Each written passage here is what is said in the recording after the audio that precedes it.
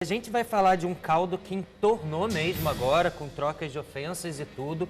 A gente está falando dessa relação que a gente tem visto que tem ficado cada vez mais conturbada entre os filhos do Mussum.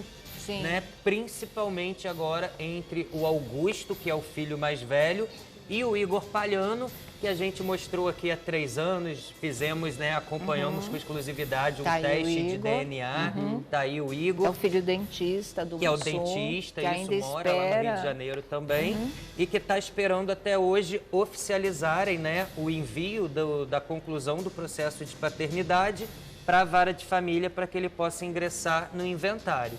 Mas está rolando uma confusão muito grande, porque enquanto o Igor não está de fato dentro do inventário, ele está tendo que todo dia peticionar o que ele fica sabendo de negociações a respeito do pai, como Sim. documentário, filme.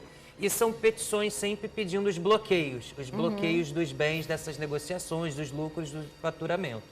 E isso começou Porque a senão ele não rachar, vai receber senão não isso vai receber nunca. nada. Quando chegar a vez dele, aí já não tem mais nada. E né? ultimamente o Igor tem se colocado muito presente na imprensa para falar dessa relação deles, que realmente eles não se falam por um desentendimento em relação à partilha de bens. E desde então o Augusto ainda não tinha se pronunciado. A última vez que eu acho que é o mais velho, é o irmão mais velho, é quem fez cedeu o material genético para fazer o DNA com o Igor naquela época.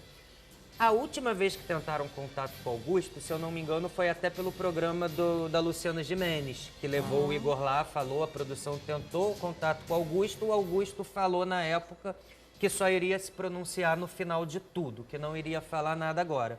Mas ele acaba de dar uma entrevista para o Jornal Extra. É a primeira vez que ele fala abertamente da situação com os irmãos desde que o DNA foi feito. E ele acaba expondo do lado dele, Sônia, o que ele pensa sobre o Igor. Segundo ele, eu vou ler alguns trechinhos aqui que eu separei.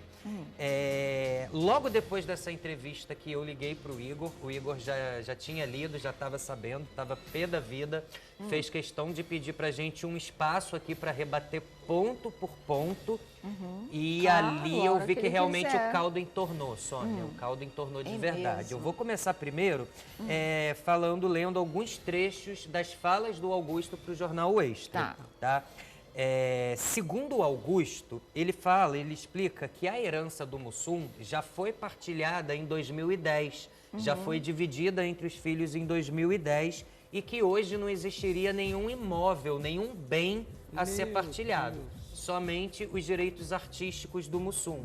Ou seja, não teria como fazer nenhuma partilha retroativa.